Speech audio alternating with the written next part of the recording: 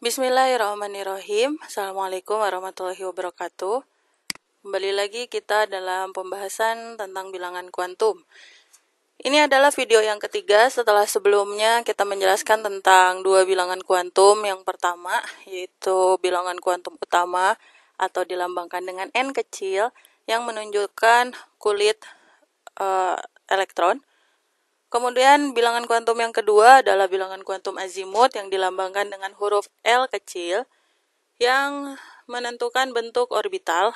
Kemudian saat lagi kita akan membahas tentang bilangan kuantum yang ketiga. Namun sebelum membahas bilangan kuantum yang ketiga, di sini saya akan menjelaskan terlebih dahulu bahwa sekumpulan orbital dengan nilai N yang sama disebut sebagai kulit elektron. Jadi, jika ada orbital atom yang memiliki nilai N yang sama, maka itu disebut sebagai kulit elektron. Ya, artinya orbital tersebut berada pada kulit yang sama. Ya. Sebagai contoh, semua orbital yang mempunyai N sama dengan 3 dikatakan ada pada kulit ketiga. Ya. Jadi kalau ada orbital dengan nilai N sama dengan 3, berarti orbital-orbital tersebut berada pada kulit ketiga. Ya. Contoh, di kulit ketiga itu N sama dengan 3, ya. Berarti di kulit ketiga itu sudah ada orbital bilangan kuantum azimut 0, bilangan kuantum azimut 1, dan bilangan kuantum azimut 2. Berarti sudah ada orbital S, P, dan D di kulit ketiga. Ya, artinya jika di kulit ketiga itu ada orbital 3S, kemudian orbital pada kulit ketiga, kemudian orbital P pada kulit ketiga, dan orbital D pada kulit ketiga, maka orbital-orbital ini dinyatakan berada pada kulit yang sama. Ya, jadi orbital-orbital ini berada pada kulit yang sama. Nah, satu atau lebih orbital yang memiliki nilai N dan L yang memiliki bilangan kuantum utama dan bilangan kuantum azimut itu disebut sebagai subkulit. Ya, jadi kalau ada suatu orbital, nah contohnya ini, kalau dia punya nilai N dan punya nilai L, di sini kan nilai N-nya 3, nilai L-nya itu kalau S itu kan 0, maka 3S ini disebut, 3S ini disebut sebagai subkulit. Ya, jadi ada kulit, ada subkulit. Nah, 3S, 3P, dan 3D adalah orbital-orbital pada kulit ketiga. Ya, ini orbital pada kulit ketiga. Dan orbital-orbital pada kulit ketiga ini terdiri dari subkulit 3S, subkulit 3P, dan subkulit 3D. Ya, jadi satu atau lebih orbital yang memiliki nilai N dan L yang memiliki nilai bilangan kuantum utama dan bilangan kuantum azimut disebut sebagai subkulit. Jadi di dalam subkulit itu terdapat suatu bilangan, ya ada angka, ya dalam subkulit itu ada angka, ini ada angka. Kemudian dalam subkulit itu ada juga huruf. Angka menunjukkan sebagai bilangan kuantum utama dan hurufnya menunjukkan sebagai bilangan kuantum azimut. Ya. Nah, kalau ada angka dan huruf yang menunjukkan bilangan kuantum utama dan azimut, maka kumpulan angka dan huruf ini disebut sebagai subkulit. Baik, saya berikan contoh selanjutnya. Ya, pada kulit ke-1, artinya ya pada kulit ke-1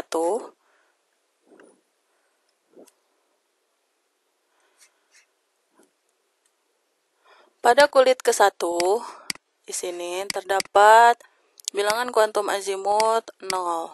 Artinya pada kulit ke-1 itu hanya ada orbital S. ya. Yang diizinkan pada kulit ke-1 hanya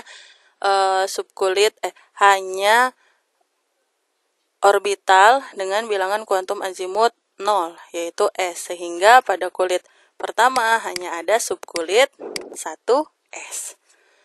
Kemudian pada kulit kedua sudah mulai ada bilangan kuantum azimut selanjutnya, ya, yaitu bilangan kuantum azimut 1. Seperti kita ketahui bersama ya, bahwa bilangan kuantum azimut itu dimulai dari n-1, ya. Jadi kalau pada kulit kedua ada bilangan kuantum azimut 0 dan 1. Pada kulit kedua ini sudah mulai muncul orbital yang kedua, yaitu apa? Tadi kita kan sudah punya singkatan ya untuk orbital itu, sarjana pendidikan farmasi, berarti S. Yang kedua itu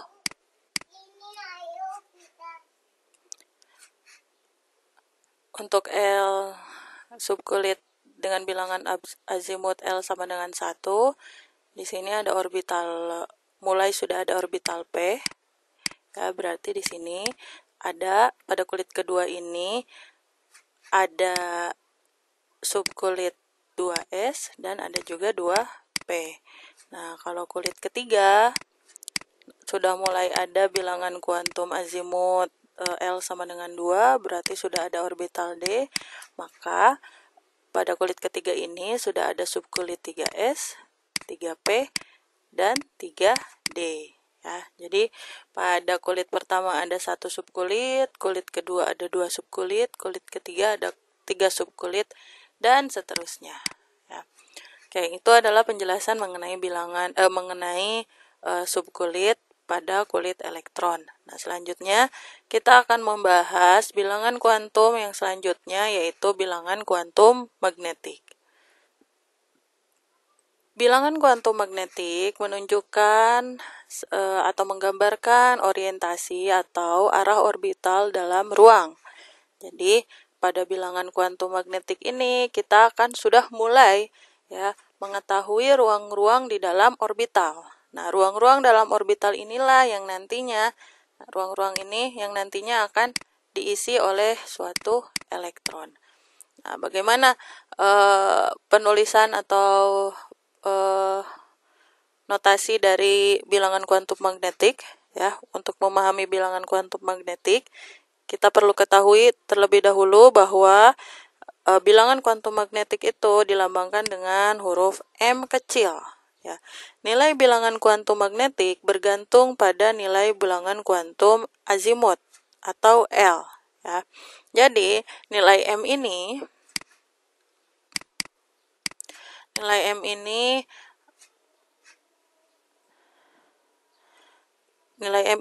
dimulai atau berdasarkan pada bilangan kuantum azimut L, dimulai dari min L sampai dengan plus L.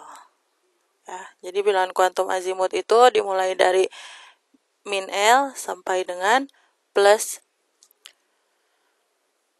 Kita mulai dari subkulit nilai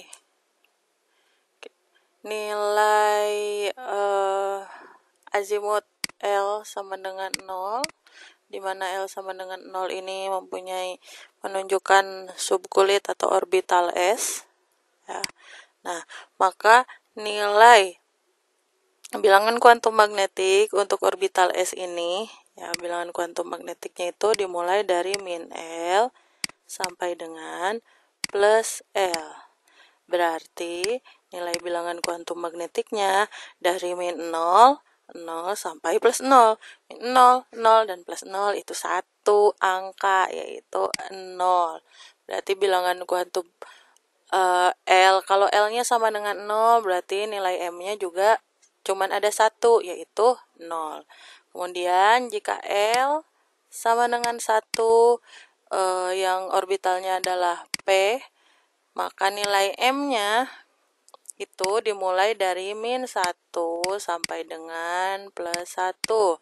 Berarti nilai M-nya itu dimulai dari min 1 0 dan plus 1. Jadi ada 3 nilai bilangan kuantum magnetik untuk L sama dengan 1, yaitu min 1, 0, dan plus 1. Oke, kemudian untuk L sama dengan 2, yang orbitalnya itu adalah D, maka nilai bilangan kuantum magnetiknya itu mulai dari min 2 sampai dengan plus 2, maka bilangan kuantum magnetiknya itu adalah ada min 2, min 1, 0, plus 1, dan plus 2. Ya. Kemudian kalau subkulit bilangan kuantum azimutnya itu 3 dengan orbital F, maka bilangan kuantum magnetiknya itu mulai dari min 3 sampai dengan plus 3, di mana bilangan-bilangan pada bilangan kuantum magnetiknya itu mulai dari min 3, min 2, min 1, 0, plus 1, plus 2, dan plus 3. Ya. Nah, untuk subkulit untuk L sama dengan 4 kita tidak bahas ya. Nah, kita bahas sampai L sama dengan 3 saja. Nah, bisa kita lihat pada bilangan kuantum azimut L sama dengan 0, M-nya itu, nilai M-nya itu ada 0. Ya, ada satu bilangan yaitu 0. Kemudian kalau L-nya sama dengan 1, M-nya ada 3 bilangan, min 1, 0, plus 1, dan seterusnya. Nah, bilangan-bilangan ini menunjukkan ruang-ruang ya dalam orbital yang nanti akan diisi oleh elektron. Artinya, bilangan kuantum magnetik itu ada 3 ruang. Ada bilangan kuantum magnetik untuk L sama dengan 1, ada 1 ruang. Dan bilangan kuantum magnetik untuk L sama dengan 1 ada 3 ruang ya, min 1, 0, sama plus 1. Kalau bilangan kuantum azimutnya L-nya sama dengan 2, berarti ada 5 ruang, min 2, min 1, 0, plus 1, plus 2. Ada 5 ruang. Nah, kalau yang ini, yang L-nya sama dengan 3, L-nya sama dengan 3 itu ada 1, 2, 3, 4, 5, 6, 7. Ada 7 ruang. Nah, ruang-ruang ini nanti akan diisi oleh elektron. Di sini peraturannya, ya, setiap ruang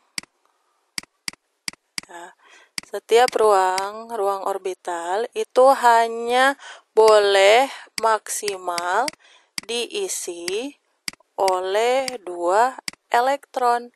Artinya, pada subkulit S, orbital S, dia punya ruang orbital 1, maka orbital S hanya punya 2 elektron.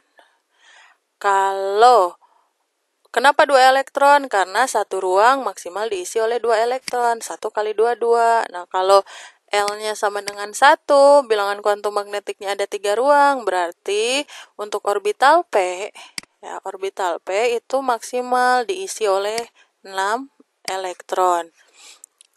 Kemudian orbital D maksimal diisi oleh 10 elektron. Pada L sama dengan 3, yaitu orbital F, maka karena ada 7 ruang, berarti pada orbital F ini maksimal diisi oleh 14 elektron. Ya.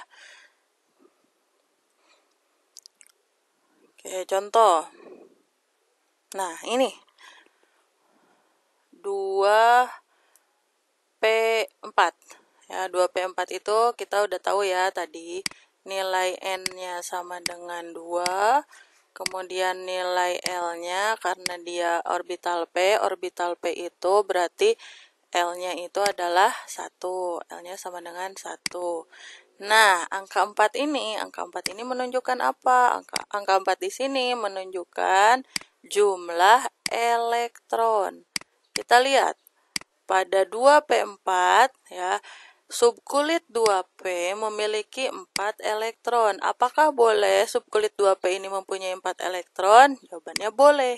Kenapa? Karena jumlah elektron maksimal pada subkulit P, ya, yang nilai L-nya sama dengan 1, dia punya 3 ruang, ya. Setiap ruang masing-masing maksimal diisi oleh 2 elektron. Maka pada subkulit P maksimal itu diisi 6 elektron. Kalau diisi 4 boleh atau enggak? Boleh. Ya, seperti itu. Oke, ya. Itulah penjelasan saya mengenai bilangan kuantum magnetik. Jadi dalam bilangan kuantum magnetik ini kita akan mengetahui dia menggambarkan orientasi atau arah orbital dalam ruang. Jadi kita tahu nanti dari bilangan kuantum magnetik itu ruang-ruang dalam orbital itu ada berapa. Dalam menentukan bilangan kuantum magnetik, penentuannya itu didasarkan dari nilai L, mulai dari dari min L sampai dengan plus L. Sehingga untuk L sama dengan 0, bilangan kuantum magnetiknya ada 1, yaitu 0. Kemudian untuk L sama dengan 1, bilangan kuantum magnetiknya itu ada 3, min 1, 0, plus 1, dan seterusnya. Ya. Dan setiap ruang itu maksimal diisi oleh 2 elektron, sehingga subkulit S maksimal diisi 2 elektron, P 6 elektron, D 10 elektron, dan F diisi maksimal oleh 14 elektron. Ya. Demikian penjelasan saya tentang bilangan kuantum magnetik, mudah-mudahan bisa difahami.